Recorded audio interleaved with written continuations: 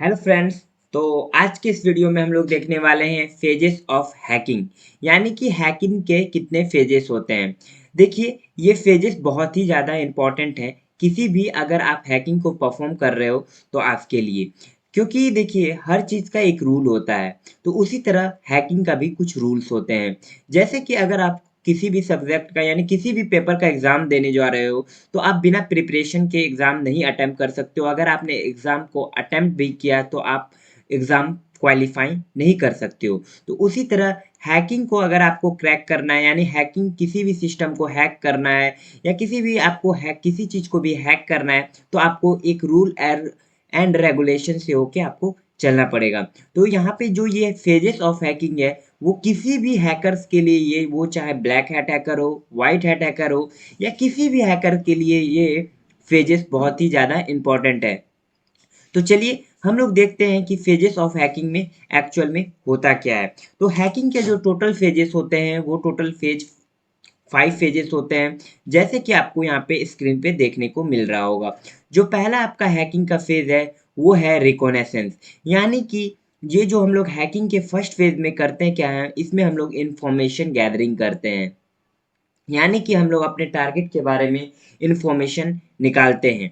वो हो सकता है टारगेट का ईमेल नंबर, ईमेल आईडी हो, फ़ोन नंबर हो, कहाँ पे रहता है, क्या करता है। जितना ज़्यादा आपके पास आपके टारगेट के बारे में इंफॉर्मेशन होगा, आप उतना ज़्यादा आपका अटैक सक्सेसफुल होने का चांस होता है। यानी कि हम लोग ये जो हमारा ये फर्स्ट फेज़ है, जैसे कि आपको ये दिख रहा होगा, ये जो हमारा है हैकिंग का, ये हमारा फर्स्ट फेज़ है।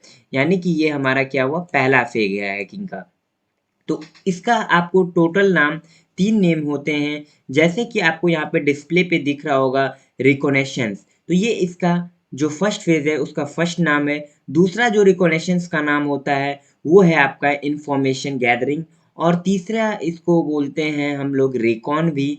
और यहाँ पे इसका जो फोर्थ नेम है ये है आपका फुटप्रिंटिंग। यानी कि आपको अगर आपसे पूछा जाए कि हैकिंग का जो फर्स्ट फेज़ है उसके कितने नेम होते हैं, तो आप डायरेक्ट बोल सकते हो टोटल 4 नेम होता है। पहला है आपका रिकॉग्निशंस, दूसरा है आपका इंफॉर्मेशन गैदरिंग, तीसरा है आपका रिकॉन, और चौथा है आपका फुटप्रिंटिंग। यानी कि हमारा जो हैकिंग के फर्स्ट फेज होता है उसमें हम लोग क्या करते हैं, अपने टारगेट के बारे में इंफॉर्मेशन निकालते हैं, यानी उसके बारे में जानकारी इकट्ठा करते हैं। तो ये सब हम लोग प्रैक्टिकल करके देखेंगे। पहले हम लोगों को ये सब समझना बहुत ही ज़्यादा इम्पोर्टेंट है कि रिकॉग्निशंस होता क्या है। तो अब आपको पता चल गया होगा कि रिकॉग्निशंस का मतलब होता है कि इन्फॉर्मेशन गैदर करना। यानी कि आपका टारगेट जो भी है, अगर आपका कोई टारगेट एक कंपनी है, तो आप उस कंपनी के बारे में इन्फॉर्मेशन गैदर करोगी कि उस कंपनी का वेबसाइट कहाँ है, क्या है, उसका वेबसाइट का लोकेशन यानी आईपी एड्रेस क्या है, वो वेबसाइट कहाँ पे है, वो वेबसाइट करता क्या है वो कंपनी, उसके कंपनी में कितने एम्प्लॉयज़ हैं, उसके आपका ईमेल आईडी पता करो। कि जितना ज़्यादा आपके पास इंफॉर्मेशन होगा, आपका अटैक सक्सेसफुल होने का चांस उतना ही ज़्यादा हो जाएगा।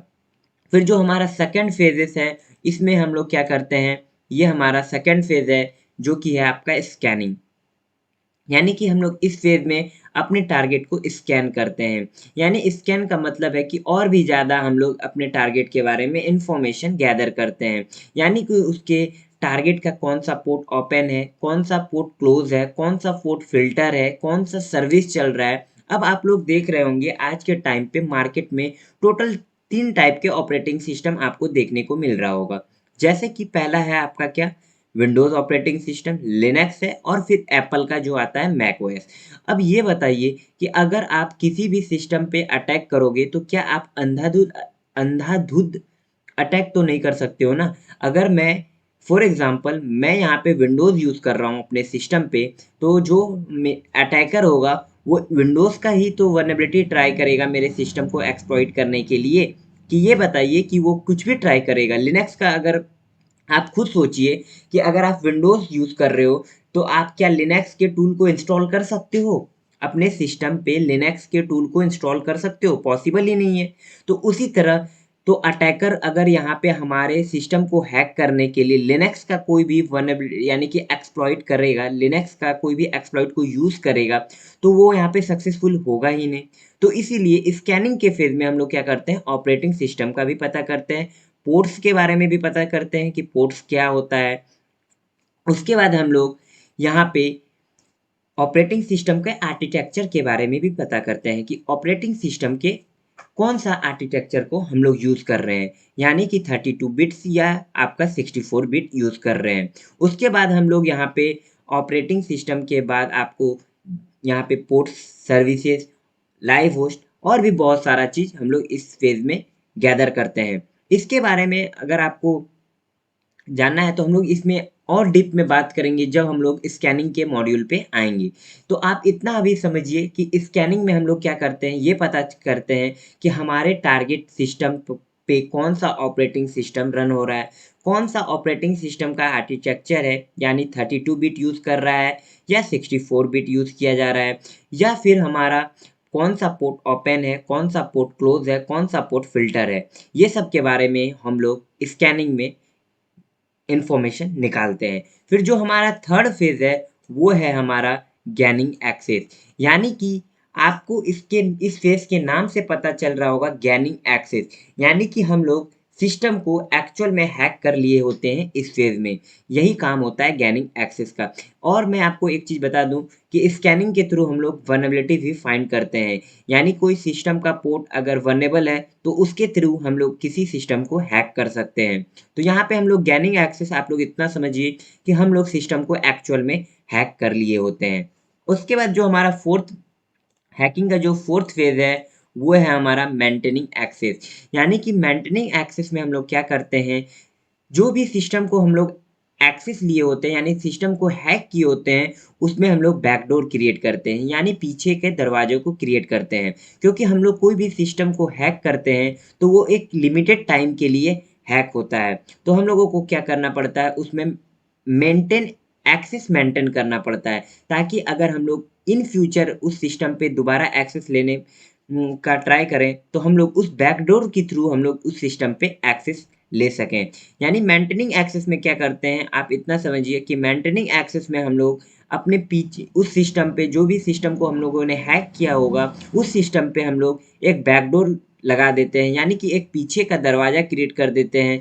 यानी कि क्या करते हैं, पीछे का दरवाज़ा उस सिस्टम पे क्रिएट कर देते हैं। अगर फ्यूचर में हम लोगों को उस सिस्टम पे दोबारा एक्सेस लेना पड़े, तो हम लोग उसी पीछे के दरवाजे से उस सिस्टम पे वापस से एंटर कर सकें। तो अब आपको समझ में आया होगा कि मेंटेनिंग एक्सेस में हम लोग क्या करते हैं, एक पीछे का दरवाज़ा क्रिएट करते हैं, ठीक है? जिसको कि हम लोग बैकडोर बोलते हैं। इसके बारे में भी हम लोग डीप में बात करेंगे सिस्टम हैकिंग में। फिर जो हमारा नेक्स्ट फेज़ है और सबसे लास्ट जो फेज़ है, वो होता है आपका कवरिंग ट्रैक्स। यानी कि ये जो फिफ्थ फेज़ है, इसमें हम लोग अपने ट्रैक्स को कवर करते हैं। यानी कि हम लोगों का जो भी हम लोगों ने काम किया होगा, जो भी लॉग्स आपके सिस्टम पे, यानी कि आप हैक जिस आप मशीन को हैक किए होगे, वो सिस्टम पे जो भी आपका ट्रैक हुआ होगा, उसको हम लोग क्लियर करते हैं। अगर मैं आपको यहाँ पे अपने सिस्टम पे आके दिखाऊँ कि यहाँ पे अगर मैं कोई भी काम अपने सिस्टम पे करता हूँ, कोई भी सॉफ्टवेयर इंस्टॉल करता हूँ, कोई भी टेक्स्ट फाइल ओपन करता हूँ, तो सभी का लॉग मेंटेन होता है। उसी तरह आपने जिस सिस्टम को हैक किया होगा, उस सिस्टम पे भी मेंटेन होता होगा। तो उससे क्या होगा कि अगर इन फ्यूचर आपका वहाँ पे ट्रेस मिल गया, तो आपको ईज़िली पकड़ा जा सकता है। ठीक है?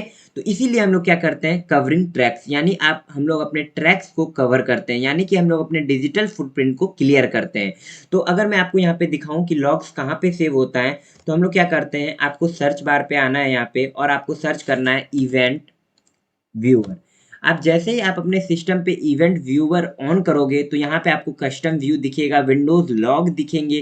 तो यहाँ पे अगर मैं विंडोज़ लॉग्स पे क्लिक करता हूँ, तो यहाँ पे देखिए एप्लीकेशन, सिक्योरिटी, सेटअप, सिस्टम। तो यहाँ पे अगर मैं एडमिनिस्ट्रेटर यानी एप्लीकेशन पे टाइप डबल क्लिक करता हूँ, तो ये देखिए मेरा यहाँ पे जितना भी जो भी मैंने काम किया होगा, उसका इन्फॉर्मेशन आपको देखने को मिल रहा होगा। जो भी सर्विसेज, सोर्स, टाइम, डेट, सारा चीज़ आपको यहाँ पे देखने को मिल रहा होगा। तो इसी को हम लोग क्या करते हैं, मॉडिफाई करते हैं, ताकि हम लोग पकड़े ना जा सकें। क्योंकि अगर हम लोग कोई भी बैकडोर इंस्टॉल करेंगे मेंटेनिंग एक्सेस के फेज़ में, तो यहाँ पे वो लॉग फाइल सेव हो जाएगा, जिसके वजह से हम लोगों को पकड़ा जा सकता है, यानी कि हम लोगों को आइडेंटिफाई किया जा सकता है कि किसी ने मेरे सिस्टम पे बैकडोर क्रिएट कर दिया है। तो हम लोग क्या करेंगे, उस लॉग को क्लियर करेंगे, ताकि हम लोगों का कोई भी ट्रेस फाउंड ना किया जा सके। ठीक है? तो अब मैं आपसे उम्मीद करूँगा कि आपको समझ में आ गया होगा कि हैकिंग के जो फ़ेजेस हैं, उसमें आपका क्या-क्या करना होता है। यानी कि अगर आपको अपना अटैक को सक्सेसफुल बनाना है, तो आपको इन टोटल 5 फ़ेज़ों को अच्छे से परफ़ॉर्म करना पड़ेगा, तभी आपका जो हैकिंग का फ़ेज़ है, यानी जो आपका अटैक है, वो 100% सक्सेसफुल होने का चांस होता है। तो thanks for watching this video.